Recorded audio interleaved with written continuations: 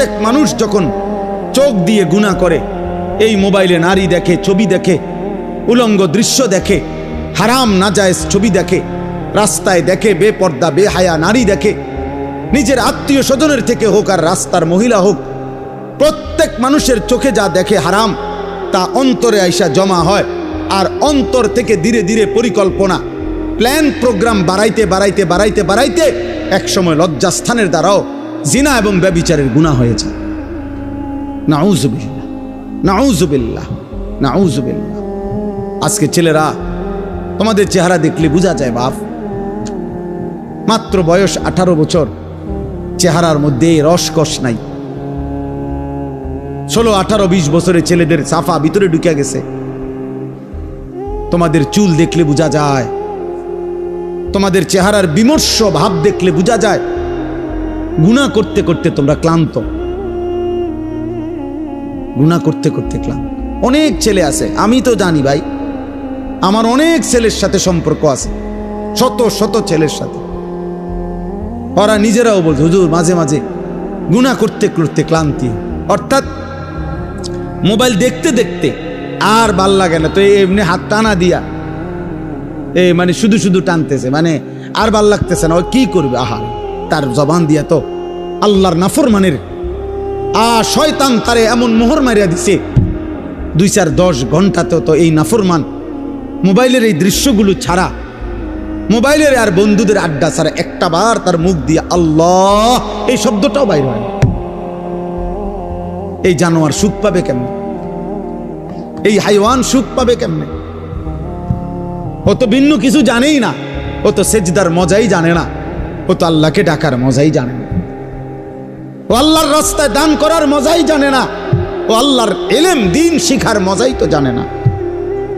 বড় পীর আব্দুল কাদের জিলানী রাহমাতুল্লাহ আলাইহি বলছেন, দুনিয়ার রাজা বাদশারা যদি জানতো আমি আব্দুল কাদের রাত গভীরে তাহাজ্জুদ নামাজে যখন সেজদা দেই, আমার এই কপালটা যেটুকু মাটির মধ্যে যখন লাগে সেজদাতে, উনি বলেন আমি তখন যেই মজা পাই, যেই সুখ পাই, যেই আনন্দ পাই, আল্লাহর কসম তিনি বলেন দুনিয়ার রাজা বাদশারা যদি যা টের পাইতো, তাহলে আমার থেকে বন্দুক ঠেকাইয়া ওই সুখ ছিনাইয়া নেওয়ার চেষ্টা করত।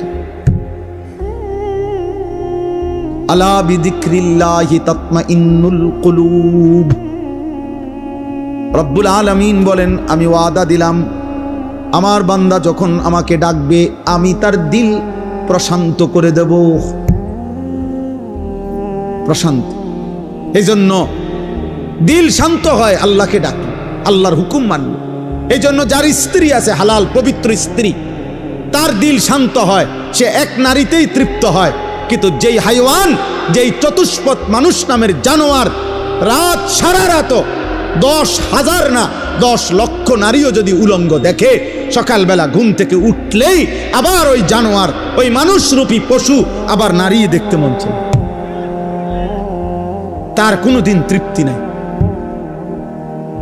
তার কোনোদিন তৃপ্তি নাই।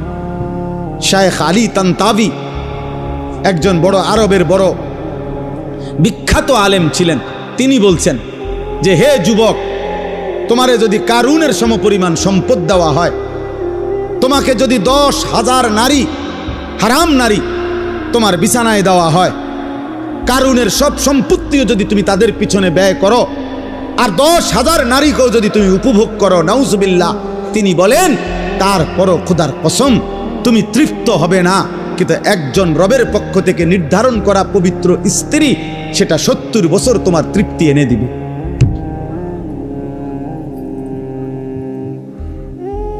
এই জন্য কোনো ছেলে যদি বুঝে থাকো, বুঝে থাকো, আল্লাহর দিকে ফেরো বাবা, আল্লাহর দিকে ফেরো।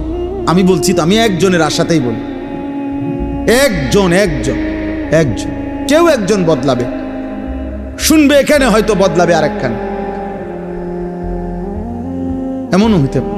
আলহামদুলিল্লাহ, আমাদের বয়ান আছে, ওলামাদের বয়ান আছে, হয়তো বলছি এখানে, কিন্তু বদলায় গেছে 1000 মাইল দূরে,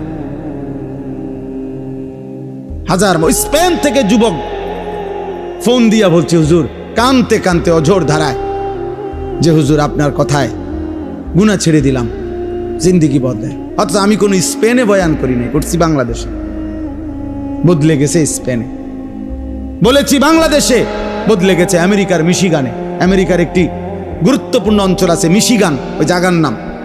ওইখানের এক যুবক সেদিন মেসেজ দিছে যে হুজুর ছেড়ে দিলাম গুনাহ।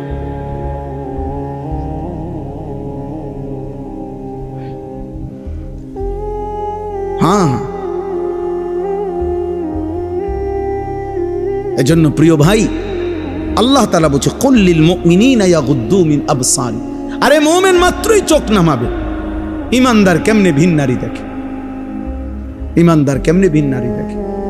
ইমানদার কেমনে মুসলমান পরের নারী? এক যুবক, হাদিসে আছে, তোমরাও শুনছ, নবীজির জামানায় এক যুবক এসে বলছিল, ইয়া রাসূলুল্লাহ সাল্লাল্লাহু আলাইহি ওয়াসাল্লাম, আমাকে জিনার অনুমতি দেন, আমি জিনা করতে চাই, ইদান লি বিজিনা।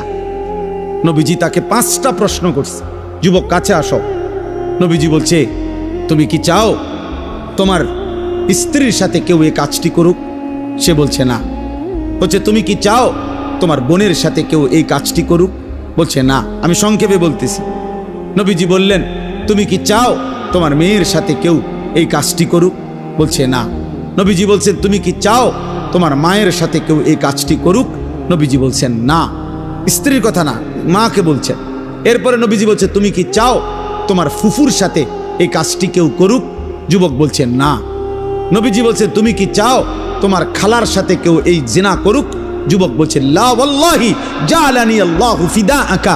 হে আল্লাহর নবী, না, আমি চাই প্রয়োজনে আপনার কথা শুনে আমি আমার জীবন দিয়ে দেব, কিন্তু আমার পরিবারের এই আপনজনদের সাথে কেউ জিনা করুক আমি এটা মেনে নিতে পারি না। আল্লাহর নবী সাল্লাল্লাহু আলাইহি সাল্লাম বলছেন, ওয়ালাল্লাযীনা ওয়ালান নাসু ইউহিব্বুনাহু লিবানাতিহিম লিআম্মাতিহিম লিখালাতিহিম লিউম্মাহাতিহিম লিআখাওয়াতিহিম। আল্লাহর নবী বলেন, তাহলে যুবক শুনো, কোন মানুষও তার বোনের সাথে কেউ জিনা করুক এটা চায় না। কোন মানুষও তার খালার সাথে কেউ জিনা করুক এটা চায় না। কোন মানুষও তার ফুফির সাথে কেউ জিনা করুক এটা চায় না। কোন মানুষও তার মায়ের সাথে কেউ জিনা করুক এটা চায় না। কোন মানুষও তার মেয়ের সাথে কেউ ব্যভিচার করুক এটা চায় না। তো তুমি কেমনে করবে? যুবক বলছে, ইয়া রাসূলুল্লাহ, আল্লাহর কসম আমি ছেড়ে দিলাম, ছেড়ে দিলাম নবী। আহা, এই কথা তো আমি ভাবি নাই এভাবে। আল্লাহর নবী সাল্লাল্লাহু আলাইহি সাল্লাম বলছে, যুবক তুমি আমার কাছে আসো। তো ছেলেটা কাছে আসছে।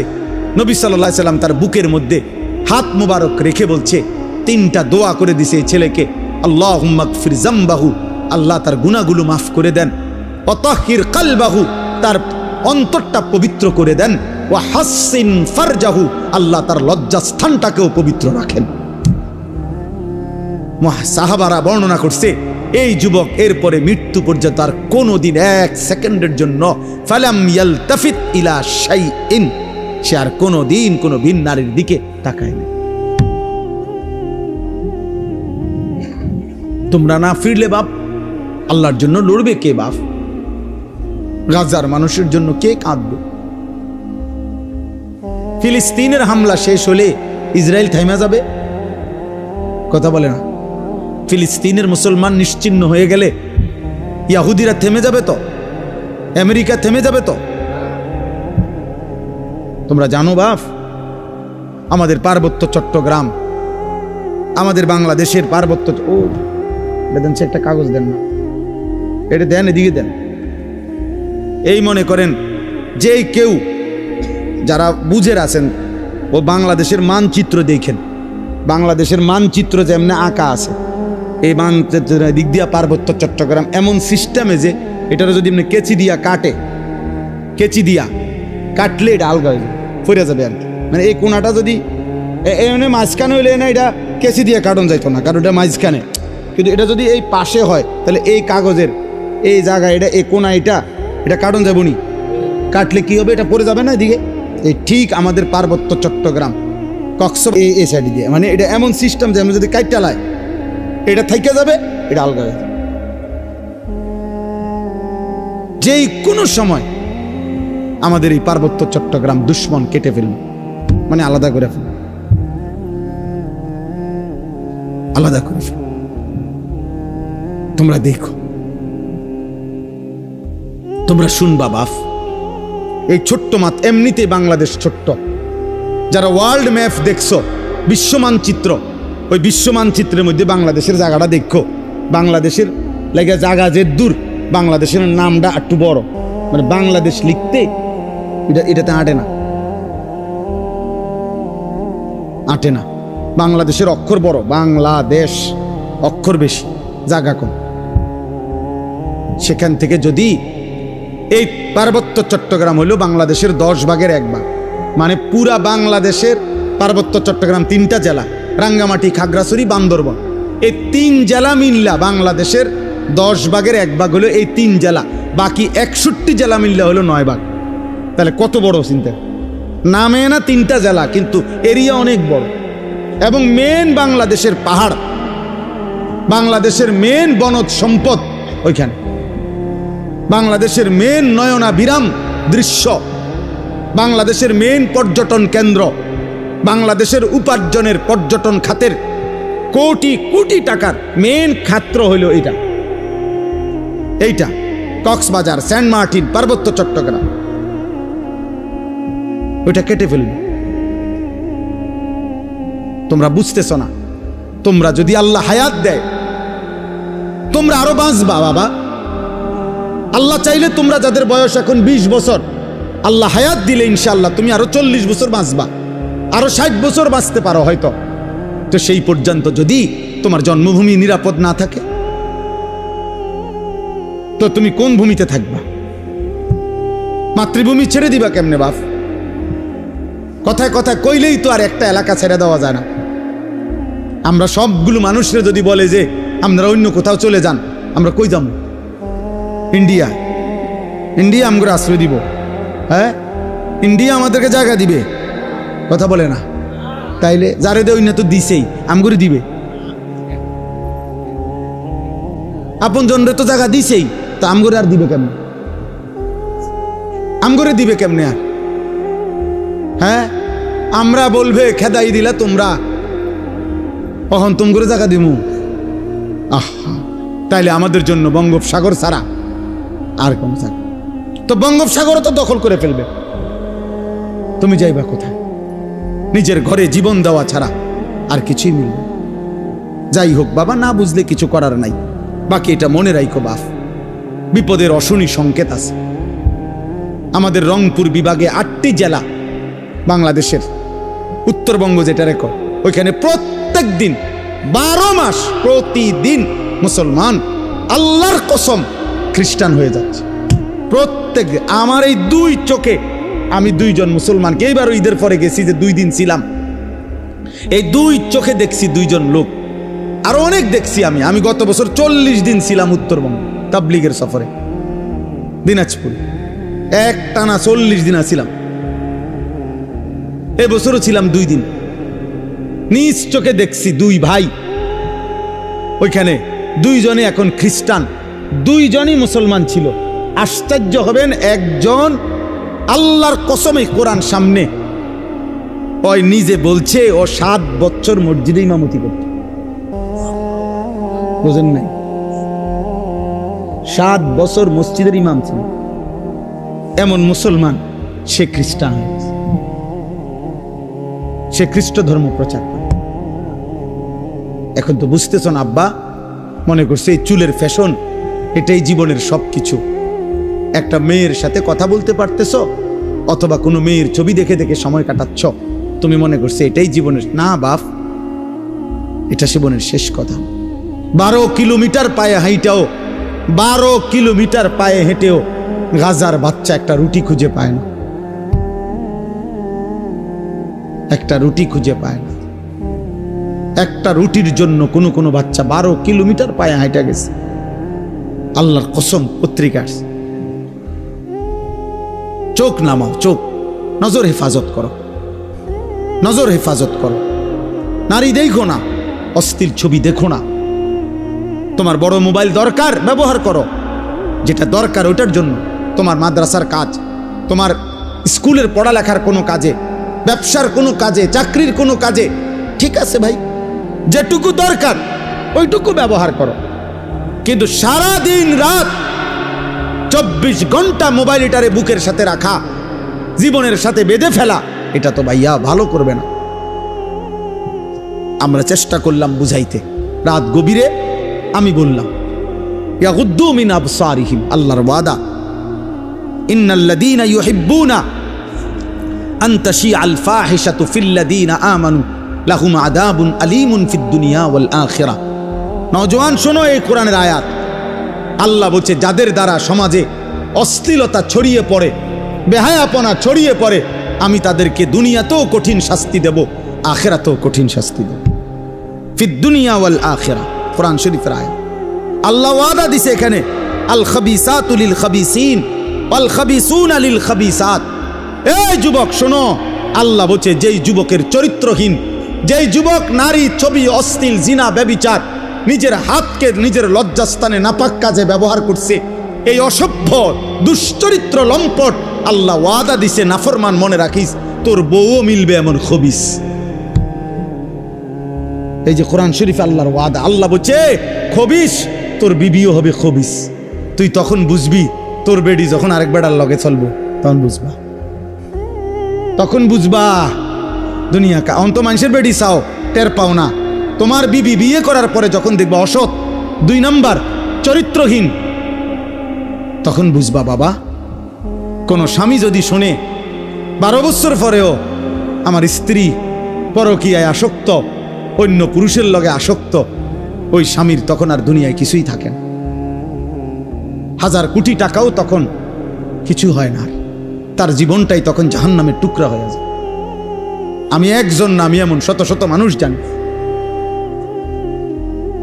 কত মানুষ আমাদের কাছে 400 কোটি টাকার মালিক, বেটা 400 কোটি টাকার মালিক, এমন ভদ্রলোকের চোখের কান্না আমি দেখছি।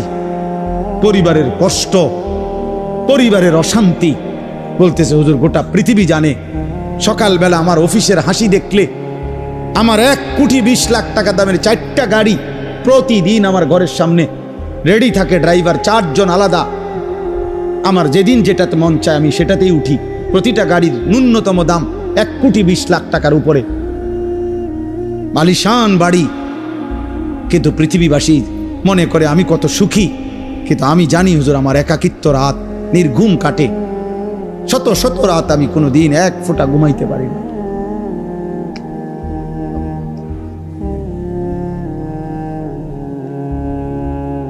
আমার যুবক ভাই কষ্ট পাইবা, মরলে তো কষ্ট পাইবাই, দুনিয়া তো কষ্ট পাইবা, দুকে দুকে মরে যাবা, দুকে দুকে। একদিন যখন দেখবা সময়ে প্রয়োজনে যৌবনের ক্ষমতা নাই, নারী দেখতে দেখতে, অশ্লীল দৃশ্য দেখতে দেখতে, বীর্যপাত হতে হতে শরীর নষ্ট হয়ে গেছে, একদিন বুঝবা যৌবনের কত দাম, শরীর স্বাস্থ্যের কত দাম, একদিন বুঝবা। যখন হার্বাল কোম্পানির ওষুধে ওষুধে ঘুরবা, কবিরাজি আর বনাজি ওষুধে ঘুরবা, তখন বুঝবা। হ্যাঁ হ্যাঁ, আমি সাফ সাফ বললাম। আল্লাহ বলছে ইয়াহফাজু ফুরুজাহুম, আমার বান্দা লজ্জাস্থান হেফাজত করো, লজ্জাস্থান হেফাজত করো। তুমি মুমিন, তুমি জিনা করো না, তুমি ব্যভিচার করো না, তুমি নিজের হাত নিজের লজ্জাস্থানে নাপাক ব্যবহার করো না, তুমি পুরুষে পুরুষে অপকর্ম করো না, তুমি মেয়ে মেয়ে নারী নারী অপকর্ম করো না, কোন রকমের বেহায়াপনা না চোখ দিয়া করবা, না লজ্জাস্থান দিয়ে করবা। আল্লাহ বলেন যালিকা আজকা লাহুম। এই এবার শেষ কথা হলো, আল্লাহ বলেন বান্দা আমি ওয়াদা দিলাম, চোখ যদি গুনাহ থেকে বাঁচাও, লজ্জাস্থান যদি বাঁচাও, এই 2 জিনিস বাঁচাইলে আমি আল্লাহ ওয়াদা দিলাম, আমি আল্লাহ তোমার অন্তরটা পুরাটা 100 পবিত্র করে দেব। যালিকা আজকা লাহুম, আজকা মানে সর্বাধিক পবিত্র করে দেব, 100 ভাগ দিল সাফ করে দেব, কলিজাটা পবিত্র করে দেব, কালবটা পবিত্র করে দেব, অন্তরটা আলোকিত করব। বসে থাকবা জমিনে, তাকাইলে চোখ বন্ধ করলে দেখবা আর সাজিমে, আর সাজিমে মান তারাকাহা মাখাফাতি আবদালতুহু ঈমানান ইয়াজিদু হালাওয়াতাহু ফি কলবি। আল্লাহ বলেন হাদিসে কুদসিতে, আমার যে বান্দা আমি আল্লাহর ভয়ে চোখ নামানো ভিন নারী থেকে, হারাম ছবি থেকে, আল্লাহ বলেন সাথে সাথে আমি আমার ওই বান্দার দিলের মধ্যে ঈমানের স্বাদ, ঈমানের মজা, এমন ঈমান, এমন নূর আমি দেব, আমার বান্দা তৎক্ষণাৎ ঈমানের মজা পাইতে থাকবে।